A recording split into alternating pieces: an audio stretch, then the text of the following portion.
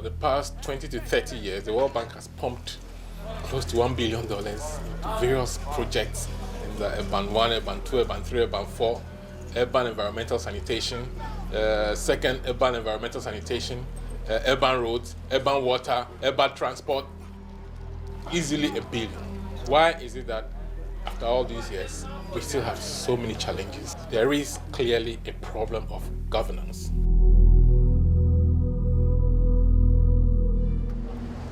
Home to over 2 million people, Accra is one of Africa's fastest growing cities, boasting burgeoning shopping malls, housing estates, office blocks, and an ever-widening skyline.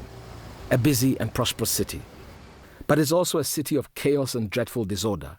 A city of choked drains, congested streets, and overwhelming filth. A city of hardship, homelessness, and overcrowded slums. It's a city out of step with its citizens, says Farouk Brahma of the Ghana Federation of the Urban Poor. What are the kind of prioritization that we have in our cities? It's about basic needs.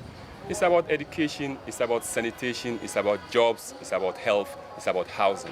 These are basic to everybody. So if you can't plan to meet these basic needs, then what are you planning for? People should be the focus of your planning. This is precisely what the Local Government Act is all about. Introduced by the Rawlings government in the late 80s, its intention was to decentralize governance, devolving power and responsibility to local authorities or district assemblies, and give citizens a meaningful say in the development of their communities. Former Accra Mayor Nata Matefio remembers. It was designed, so far as I understand, at a time when a new government was trying to spread governance as widely as it could. The government was, however, worried about keeping control of the whole organism. And so as much as it tried to spread authority and responsibility down the road, when it got to the top, it wanted to ensure that responsibility was in safe hands. At the time, in safe hands meant deploying technically capable people to the assemblies to ensure delivery. So while citizens elected 70% of assembly members, the president himself appointed the remaining 30%, as well as the district chief executive, the mayor. 20 years on, the practice remains unchanged. Question is it still appropriate? And is it delivering on its promises? I'm Janet Edu from Ashama, Tulaku. I've stayed here for about 25 years now. And we have a lot of problem here. Our drainage, our sanitation, like toilet.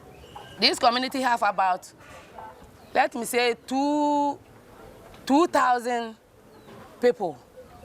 But we have only one toilet down there. So every day, all this community have to move from here, go and queue. I mean, the stench here is extraordinary. I mean, these are the toilets. I mean, 1, 2, 3, 4, 5, 6 or 7 toilets for this whole community or something. And, you know, it's full. People are paying to use this. It's hard to stand here. This is, you know, it's unbelievable. 2 years ago, we had an assembly elections. We voted for a young man who happened to desert his post and then go to contest a parliamentary seat in the Volta region. So the local government structure does not exist in this community at all. And Abu Haruna is a resident of Old Fadama. The city authority doesn't even care where you live, what you do, where you get water, where you get electricity, where you go to toilet, where you go to toilet. What they're interested in is to come and collect their tax. Whether you steal the money to come and pay them their tax, that they don't care. Even the struggling Kayaye pay tax. The loans that we have been carrying, it's not a big money that they have been giving it to us. You can look at an example like this. He is selling it, they can give you about only 50 pesos. And that 50 pesos, they will come and say pay tax. They will collect 20 pesos from it. So if they collect 20 pesos, left with how much? 30 pesos. We don't know what they are using the money for. And we don't know what they have been using to do for us. And always they will be collecting it.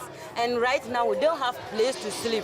Meanwhile, at the end, they take revenue from the people. What are they supposed to do with the people? Because they are supposed to use that revenue to fix the problems that we face in these communities. What we know is Accra Mayor. But when they are in office, they don't allow people like we to come and express ourselves and see what is going on around. Because we don't put on ties, we don't put on coats. They don't regard us, but we are in the field that we know what is going on. That's how it is.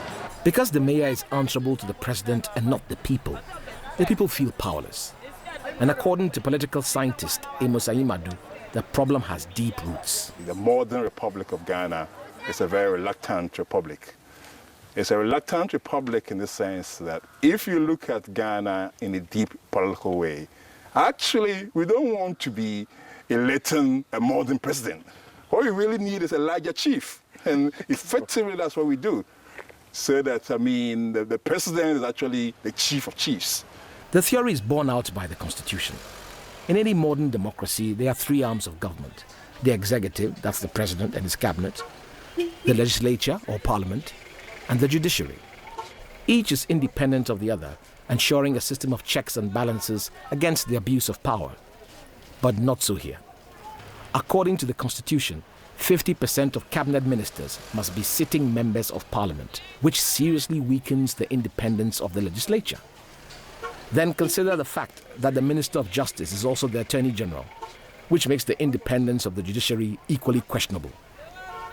According to a USAID report on the state of governance in Ghana, there is, quote, an excessive concentration of political power in the executive. This results in a lack of accountability, transparency, and responsiveness, unquote. So yes, indeed, the president is chief of chiefs with sweeping powers. The report of the Constitutional Review Commission is equally damning, saying patronage, nepotism, and cronyism are rife, and corruption remains a major problem, unquote. Kofi Chikata and Emmanuel Nkrumah of the World Bank. When you look at the Constitution, the winner takes all nature of our politics, which has been, in a way, let me put it, mandated by the Constitution, is part of the problem. When you win, you and your party people, generally, you are in power. You gain. So why would there not be patronage? We have the tribal setup, classmate setup, and we carry on down to the political level. So at the political level, we look for our various counterparts, tribal inclinations. And therefore, if you happen to be of the same tribe, as I am, or you happen to be within the clan or close family, I try to do you certain favors. So I think it is this canker which we are bringing from the tribal setting to that political level. And this is what is destroying us. And the pattern repeats itself at local government level. In the case of the chief, the people don't elect him. He comes by lineage or whatever, so he's king. The way they are going about our local government, they are making it similar, to a chief. Lineage in the sense that he comes from a party. So by the party, he's king. So it's like what he says is the law. That is where we are having our problem.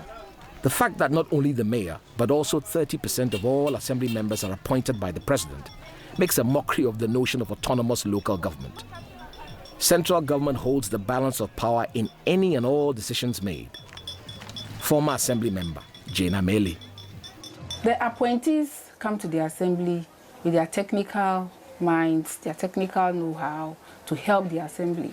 But it's not really what is happening on the ground. Why? I don't understand. People are appointed to the assembly, I don't think on their technical advice. That's right.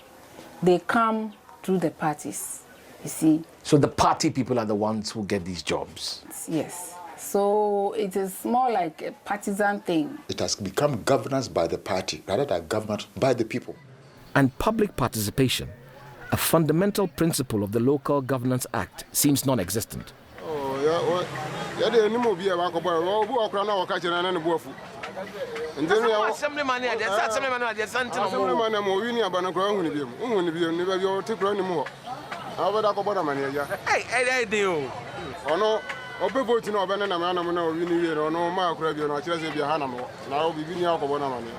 We say we have local government with a big L and a big G.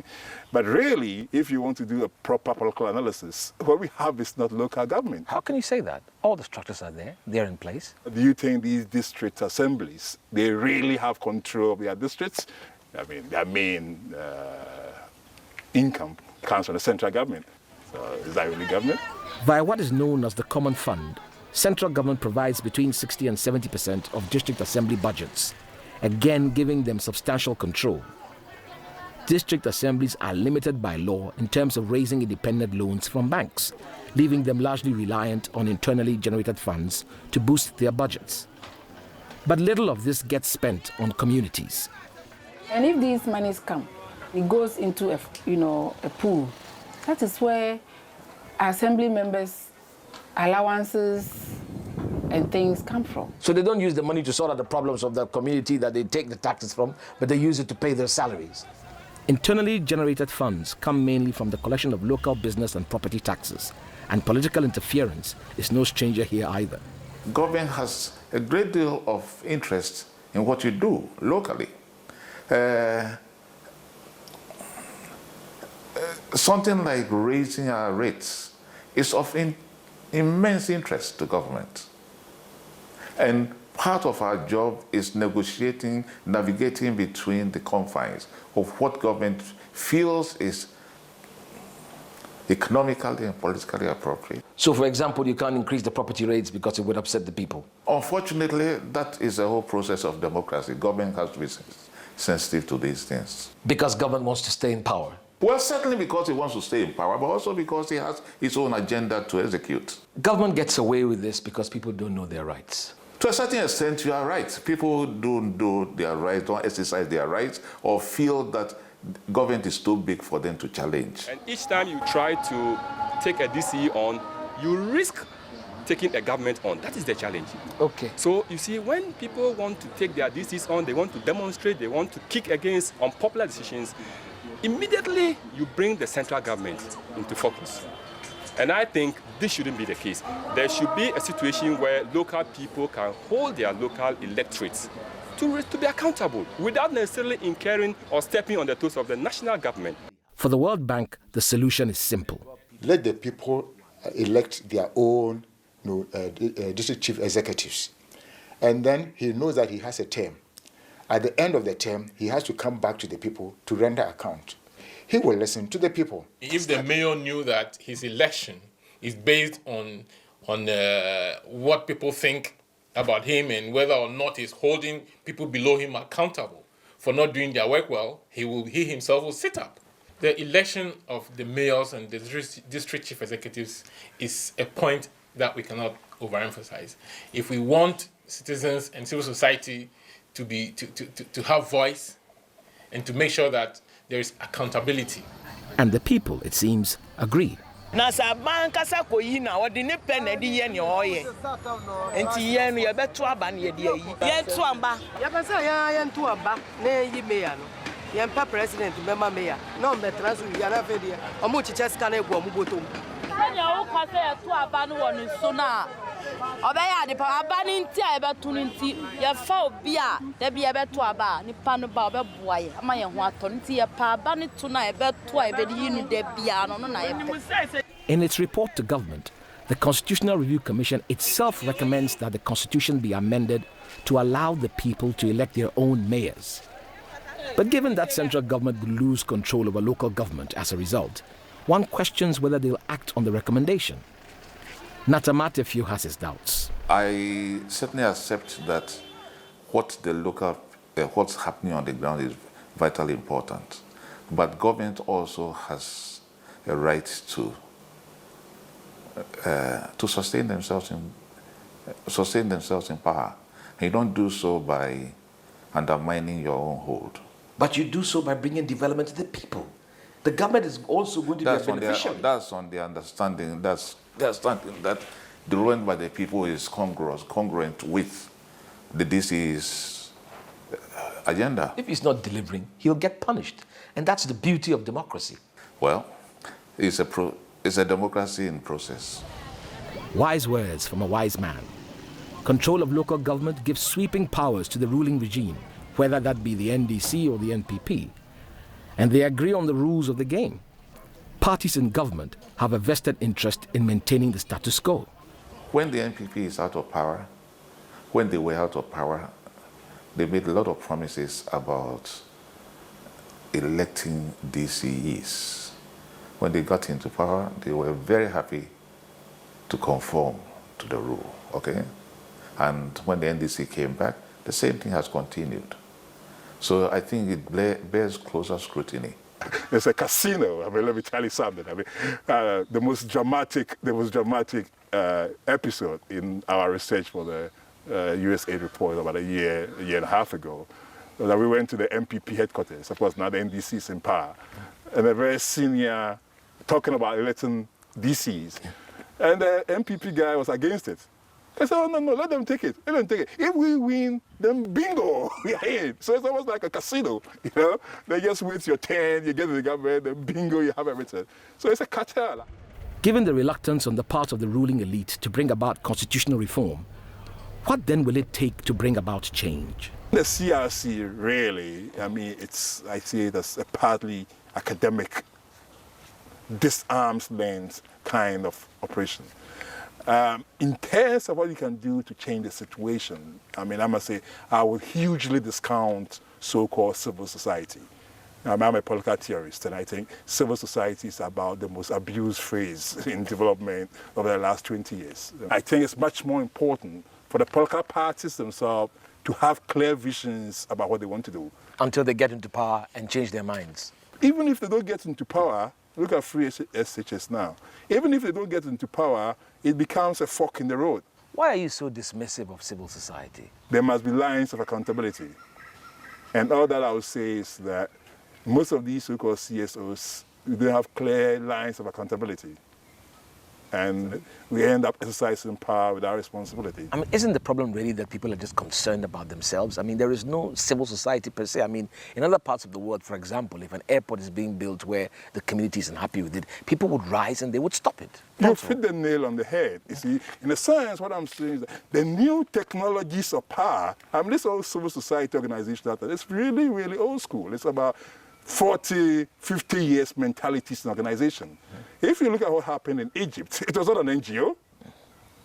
I mean, we have new technologies of power which somehow relay structures directly to individuals. And that's what's going to happen. These intermediaries, they're on their way out. Kofi Chikata of the World Bank disagrees. In this country, things have evolved. Just like democracy itself is evolving, the civil society scene is also evolving. We used to have